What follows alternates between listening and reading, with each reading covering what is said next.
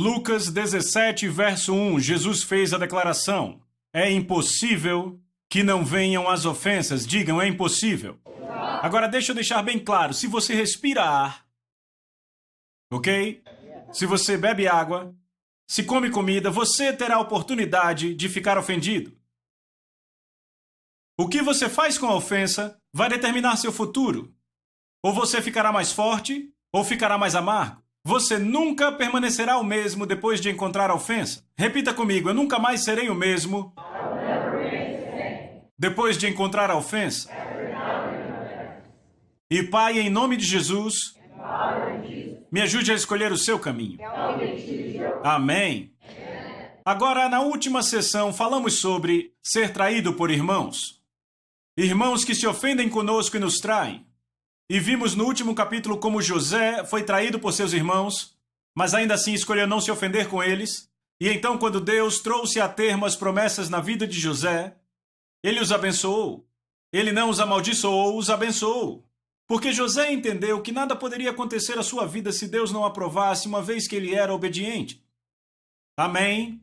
Ninguém pode tirar você da vontade de Deus. Nenhum homem, nenhuma mulher, nenhuma criança pode fazer isso. Os irmãos de José tentaram, disseram, vamos matá-lo e vamos ver se ele nos lidera, certo? No entanto, não conseguiram fazer isso porque Deus sabia, antes mesmo de eles nascerem, antes de Deus dar o sonho a José, o que seus irmãos fariam. De fato, José disse, não foram vocês que me trouxeram aqui, foi Deus que me trouxe aqui. José disse isso, lemos em Gênesis e também no livro de Salmos. O salmista diz que Deus enviou um homem antes deles, não que eles enviaram. Estão comigo? Quando você realmente entende que nada pode vir à sua vida sem Deus permitir, isso realmente te liberta, porque tudo que você passa, ouça, tudo que você passa, qualquer coisa, Deus vai usar como um calço para a sua vida se você responder em obediência. Alô? Deixe-me ler direto do livro. Frequentemente a coisa que parece como um aborto do plano de Deus, na verdade acaba sendo a estrada para o seu cumprimento, se ficarmos na obediência e livres da ofensa. Os filhos de Israel se ofenderam, abortaram o plano e abortaram seu chamado. José escolheu ficar doce, escolheu ficar obediente e Deus cumpriu o plano de Deus em sua vida. Vêem isso? Agora, uma coisa é ser traído por um irmão. É uma coisa inteiramente diferente, ouçam com atenção. Receber tratamento injusto ou até mesmo traição de um pai ou um líder. Eu disse na primeira sessão que aqueles que mais podem te ofender são aqueles sobre os quais você tem mais expectativas.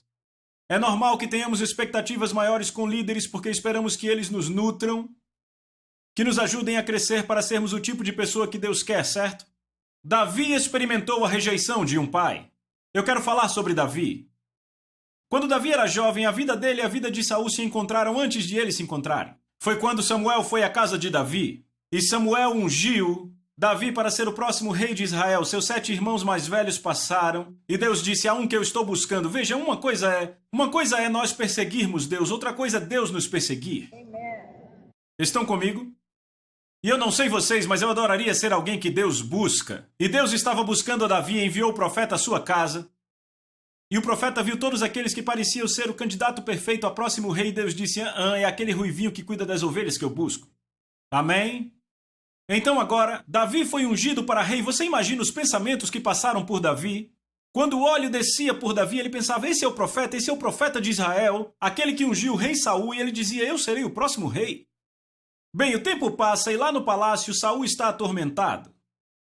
E os homens de Saul que o cercavam tinham de encontrar um músico habilidoso e lembraram, ei, há aquele filho de Jessé que toca a harpa muito, muito bem. Então trouxeram Davi, Davi começa a ministrar a Saul musicalmente, e Davi acha aquilo fenomenal. É minha posição de entrada. Então mais tarde os filisteus e Israel estão em guerra. E já estavam em guerra há algum tempo, e o pai de Davi diz, eu quero que você leve comida a seus irmãos e veja como eles estão. Quando ele chega, vê todos assustados atrás de pedras, se escondendo de um gigante que tem cerca de 3 metros de altura. E quando ele chega, seus irmãos diz, quem é esse incircunciso filisteu? Eles ficam com raiva e Davi entende, é por isso que eu estou aqui. E ele sai dos seus irmãos para o rei e diz, eu vou pegá-lo. E Davi pergunta no processo, o que será dado ao homem que matar o gigante? E eles dizem, receberá a mão da filha do rei em casamento. E Davi diz, rapaz, estão comigo? Então Davi diz ao rei, eu matarei. E Davi vai e mata Golias. Então a filha do rei Saul, Mical, é dada em casamento. Agora o rei Saul pede que ele se mude para o palácio. Davi se torna amigo de Jonathan. Ele agora come à mesa do rei e o rei Saul, na verdade, faz de Davi seu escudeiro. Então Davi pensa com seus botões. Ele pensa, é fenomenal. O que Deus profetizou está acontecendo. Eu fui trazido ao palácio do rei, eu comi à sua mesa, tenho favor com seus filhos, eu sou seu escudeiro, eu tenho a mão de sua filha em casamento. Esse rei vai me mencionar um dia e me pôr no trono. Uau, o plano de Deus se desdobra diante dos meus olhos. Bem, voltaram de uma batalha e você sabe o que houve.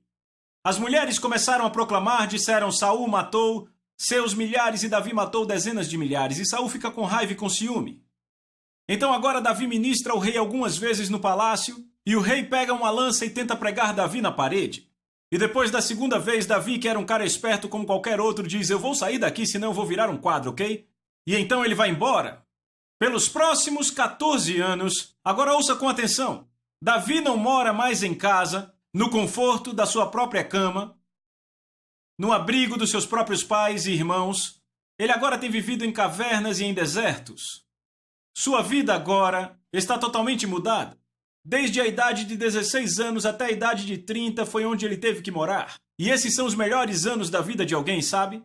E só por uma razão, porque o seu líder está tentando matá-lo. Agora, em 1 Samuel 24, Saul descobre que Davi estava no deserto de En-Gedi. Certo? E quando Saul sai, ele sai com 3.000 dos melhores guerreiros de Israel para fazer uma coisa, amigos, matar Davi. Agora você consegue imaginar, se você é uma pessoa e o seu líder está querendo te destruir absolutamente. Agora ouça, estamos falando de um líder sob o qual Deus te pôs. Estão comigo? Não foi o diabo que pôs Davi sobre Saul, foi o Senhor. Estão comigo? Saul vem com esses 3.000 guerreiros e eles chegam numa caverna em En-Gedi. Dentro da caverna um pequeno lago. E Saul e seus homens tiram a armadura, ou eles estavam tomando banho ou estavam usando o banheiro, se é que vocês me entendem. Então estão completamente desarmados. Agora Davi e seus homens estão na parte de trás da caverna. E seus homens dizem, ei Davi, é isso, Deus está te dando seu inimigo. Deus literalmente o trouxe às suas mãos. Todos desarmados, podemos ir a eles e matar um por um assim, sem perder nenhum homem.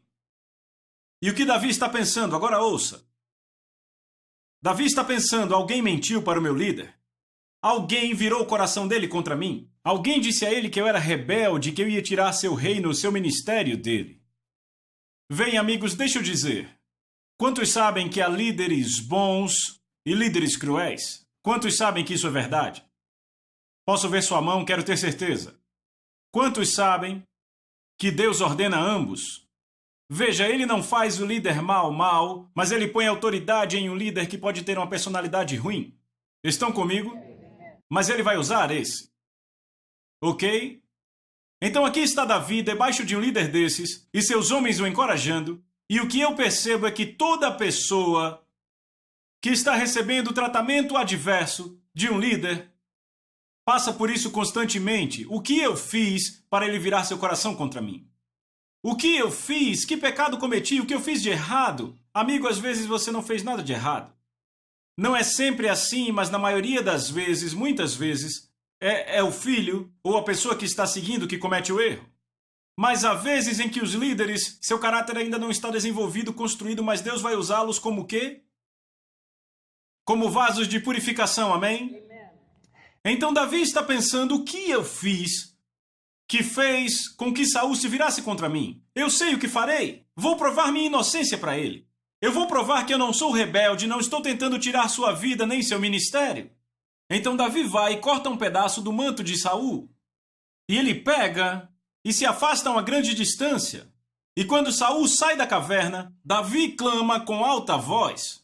Ele diz, Saul, meu pai, meu pai. Essas são as palavras exatas. Você está em 1 Samuel 24? Veja aqui, verso 5. Agora aconteceu depois que Davi se perturbou, porque cortou o manto de Saul. Sabe o que eu amo nisso? Na King James diz que o coração de Davi bateu nele. Davi era tão terno para com Deus que mesmo quando ele cortou o manto do seu líder, seu coração o condenou por cortar o manto.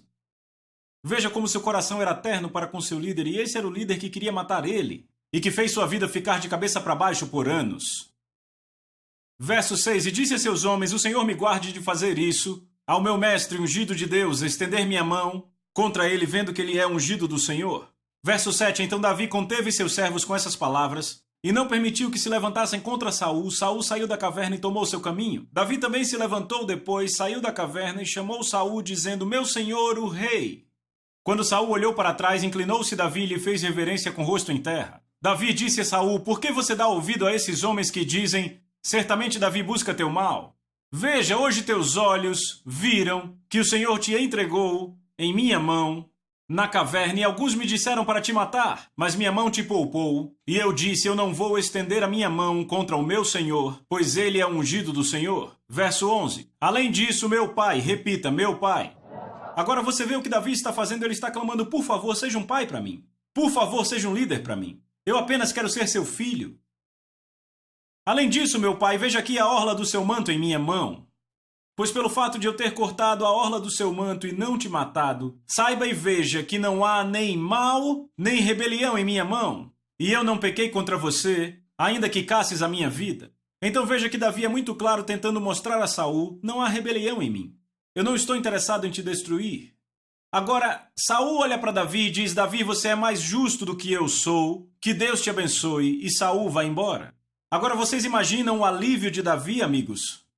Tendo provado sua inocência ao seu líder. Então agora ele pensa: certo, agora ele não vai mais caçar minha vida e possivelmente vai me restaurar, porque ele pode ver que eu não quero destruí-lo nem tirar seu ministério. No entanto, 2 capítulos depois, Davi está no outeiro de Áquila, Saul ouve sobre isso, e lá vai Saul com aqueles mesmos 3.000 guerreiros, em 1 Samuel 26. Agora, quando ele faz isso, é aí que fica bom. Deus põe todo o exército em profundo sono vindo do Senhor. Certo? E Davi sabe disso. Repita: sono profundo do Senhor. Então esse não é um sono comum. Deus literalmente derruba esses caras, e quando Deus derruba alguém, ninguém acorda. Certo? Então Davi diz: ei, Deus os colocou em profundo sono, Deus revela isso a Davi. Então ele olha para os homens e ele diz: certo, eu vou para o acampamento de Saul, quem vem comigo? E o Senhor pega o cara perfeito, Abissai, que é o irmão de Joabe, que é sedento por sangue. Você entende? Abissai matava quem olhasse torto para ele, entende? Então Abissai e Davi se esgueiram até o acampamento, e eles passam por todo o caminho até o centro do acampamento, onde estavam Saul e Abner. E lá estava Saul derrubado, Abner ao seu lado derrubado. E Abissai pega a lança, e Abissai diz: certo, Davi, é só você falar, só dar o comando, e eu enfio isso aqui nele e ele nunca mais levanta. Davi? Davi não diz nada. Ele não fala nada. E Abissai vira para ele e faz: o que você está fazendo? Me dê a ordem. Davi não diz nada. Abissai diz: qual é o problema, cara? Ouça, Davi. Ele veio para te matar. E você provou sua inocência a ele há 2 capítulos atrás, Davi.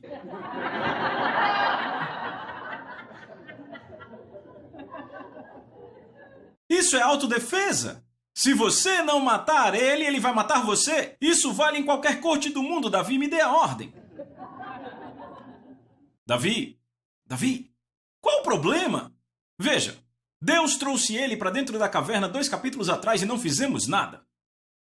E ele nos deu a chance de salvar nossa nação. Porque entendam, amigos, esse cara é um assassino. Estão me ouvindo? Sabe por que eu sei disso? Porque está na Bíblia. Havia 85 sacerdotes na cidade de Nob. Davi foi àquela cidade para pegar pão, e os sacerdotes lhe deram pão, e oraram por ele, e deram a ele espada e conselho. E quando Saul ouviu, ouçam, quando Saul ouviu que eles deram assistência a Davi, Saul matou 85 dos sacerdotes. Não só os sacerdotes, matou-lhes as esposas e os bebezinhos. De fato, ele passou a fio de espada toda a cidade de Nob. O mesmo juízo que ele devia ter dado aos amalequitas, ele passou à cidade de Nob. Ele matou a sangue frio 85 sacerdotes. Agora ouçam. Eu não sei vocês, mas eu nunca tive um líder que matou 85 sacerdotes, 85 ministros. De fato, eu não conheço ninguém na América que está no ministério que matou 85. Então deixa eu pôr dessa forma. O líder de Davi, o pastor de Davi, por assim dizer, é pior do que qualquer líder que eu conheça na América, que vocês conhecem. Até onde sabemos. Estão comigo? Então Abissai olha e diz, ele é um assassino. Ele matou toda a cidade de Nob, matou as criancinhas, matou os sacerdotes. Deus deu ele para nós, para libertar a nação, ele vai destruir a nação. Será que você não entende? E Davi não diz nada.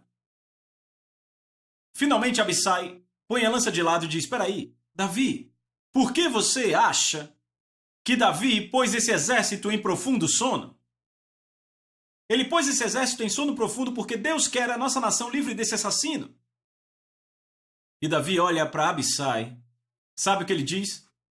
Não toque nele. Não toque nele. Repita, não toque nele. Veja o verso 9. Mas Davi disse a Abissai, não destrua ele. Pois quem pode estender a mão contra o ungido do Senhor? Outras versões dizem o líder do Senhor. Repita, líder. E ficar inocente. Davi disse, pois tão certo como vive o Senhor, este o ferirá. Ou seu dia chegará em que morra, ou que descendo a batalha seja morto. O Senhor me guarde de que eu estenda a mão contra o ungido do Senhor. Agora, porém, toma a lança dele e a bilha de água, que está à sua cabeceira, e vamos. Outra vez ele quer mostrar sua inocência a Saul. Abissai olha para ele e diz, ok. E eles saem. Porque Deus pôs aquele exército em sono profundo. E porque Deus permitiu que Davi chegasse até o centro. Não foi para Davi libertar Israel. Houve tempos em minha vida, e ouça, que eu poderia ter exposto o líder. Porque quantos sabem que muito poucas pessoas vivem sua vida sem um líder cruel? Há os líderes bons e os maus. Graças a Deus que temos um bom aqui, não é? Amen. Mas há os cruéis. E sabe, eu acho que todo mundo já passou pelos cruéis, porque Deus usa os bons para nos nutrir e Ele usa os cruéis para nos refinar. Estão aí, ambos têm um propósito no plano de Deus. E houve momentos em que eu poderia ter exposto um líder cruel. Eu tive um líder que queria me demitir na igreja onde eu trabalhei. Ele fez tudo o que podia para me demitir e eu lembro. Meu pastor-presidente, ele era meu superior, acima de mim. O meu pastor-presidente disse, se houver alguma coisa de errado entre você e ele, venha direto para mim. E eu lembro que eu tinha provas para destruir esse cara.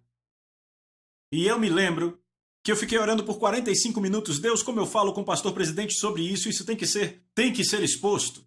Eu escrevi um documento de prova sobre como ele se comportava. E, Senhor, eu fiquei lutando. Eu dizia, Senhor, o cara quer demitir três pastores da equipe. Eu disse, ele faz isso e aquilo. Ele está fazendo tudo isso à congregação. Como você quer que eu diga ao pastor-presidente? E, finalmente, depois de lutar por 45 minutos, eu olhei para cima e disse, você não quer que eu mostre isso a ele, não é? E a paz de Deus veio, bam! E eu disse, o quê? E eu rasguei a prova, e eu disse, ou eu estou louco, ou eu vi Deus, e eu rasguei. Sabe o que é fantástico? Um mês depois eu estava orando e eu vi esse cara.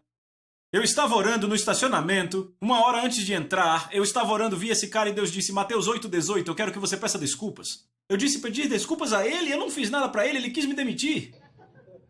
Então eu orei pelo seu pastor. Eu comecei a orar por missões. Já ouviu falar de seco? Então, depois de 20 minutos de secura, eu disse, Senhor, o que você quer? Ele disse, você lembra Mateus 8,18, eu quero que você vá lá, peça desculpa e faça pazes. Então eu fui.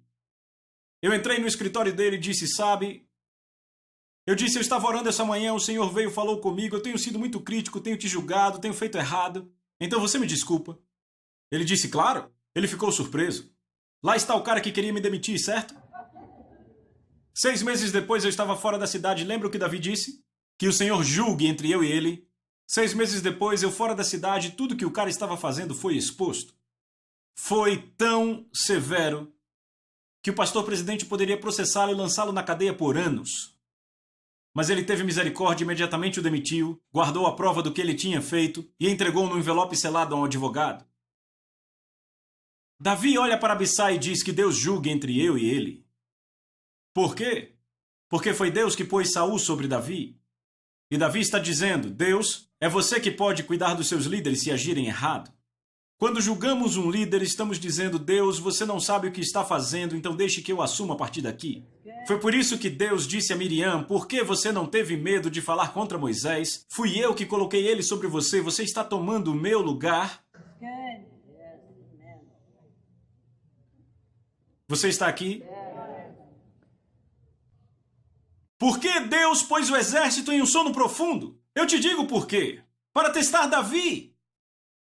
Para descobrir se ele seria outro Saul, se ele ia cuidar de tudo com suas próprias mãos, ou se continuaria sendo o homem segundo seu coração. Se você olhar a diferença entre Saul e Davi, há uma linha muito fina que os separa. Davi constantemente esperava por Deus e perguntava ao Senhor. Saul fazia com suas próprias mãos. Era a única diferença. Saul protegia o que Deus deu a ele.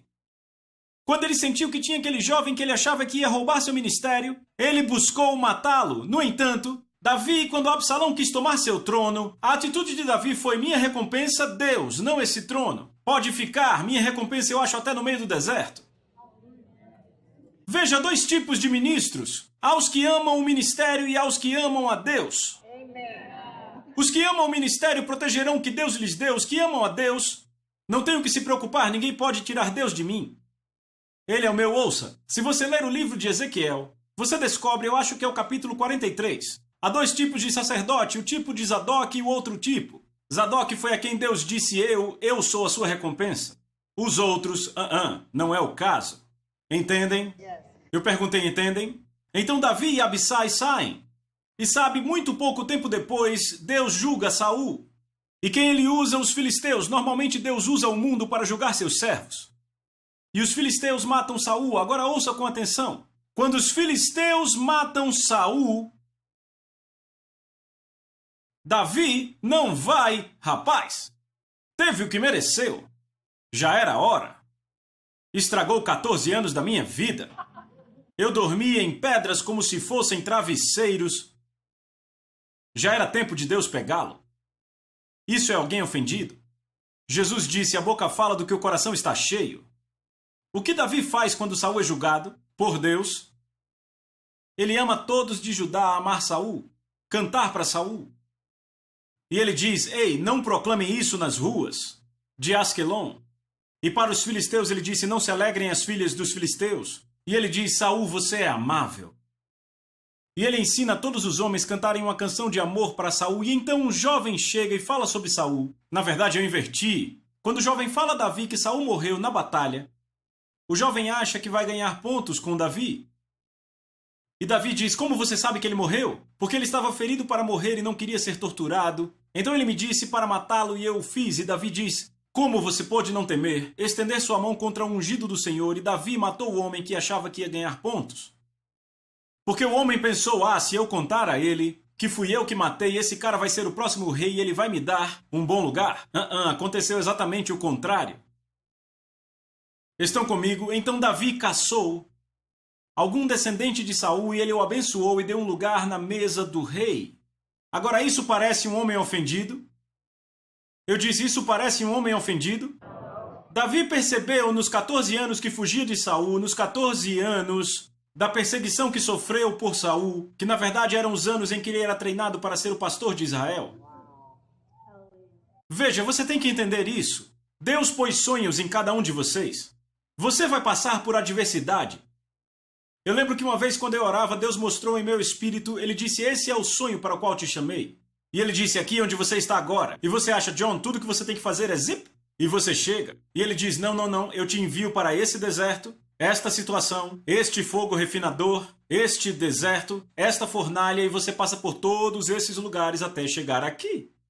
Ele disse, mas entenda, você tem que passar por esse deserto, tem que passar por este fogo refinador, por esse deserto e esse, para você chegar com caráter aqui. Saul nunca passou pelo deserto. Ele nunca passou por um refinamento, não tinha o caráter para segurar a liderança que tinha. Davi no deserto foi onde seu caráter foi desenvolvido. Quando Saul perseguia, seus líderes não lhe tratavam bem. Ele virou tudo isso e, ao invés de ficar ofendido, fez disso um calço para sua vida. Ao invés da ofensa, que é uma pedra de tropeço em sua vida, ele acabou transformando o tratamento que o queria matar e destruir, o transformou em um trampolim que o levou à grandeza. Estão comigo? Amigos, deixe eu deixar claro. Eu quero reforçar isso. Se Deus sabe quantos fios de cabelo há em sua cabeça, Ele sabe o que você tem recebido, seja de outro irmão, ou irmã, ou de um líder. Não há nenhum tratamento que chegue até você que foge à atenção de Deus. E como você lida com esse tratamento, é como ou você vai crescer, ou você vai se tornar amargo e contaminado. E a coisa que é mais triste é que o céu inteiro está te incentivando, todo o céu dizendo: eu torço por você, eu quero que você passe bem, porque se você pudesse ver o que está do outro lado desse tratamento injusto, se pudesse ver o que está do outro lado dessa ofensa, se você pudesse ver o que eu tenho para você, você deixaria tudo isso para lá.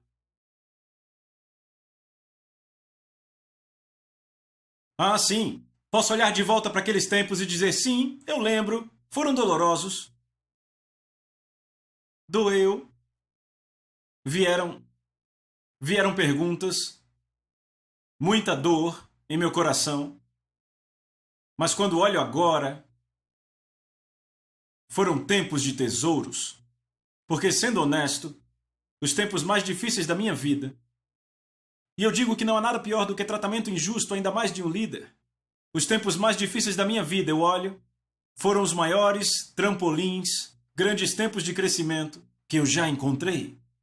E o triste é quantas pessoas não tiram bênçãos disso, porque elas não veem o agir do Espírito Santo em sua vida naqueles momentos. Eu estava falando com meu querido amigo Kevin, e eu disse: Kevin, eu estou convencido que um passo de obediência, quando não se tem vontade, vale muito mais do que 1000 passos de obediência quando se tem. O céu vai revelar isso.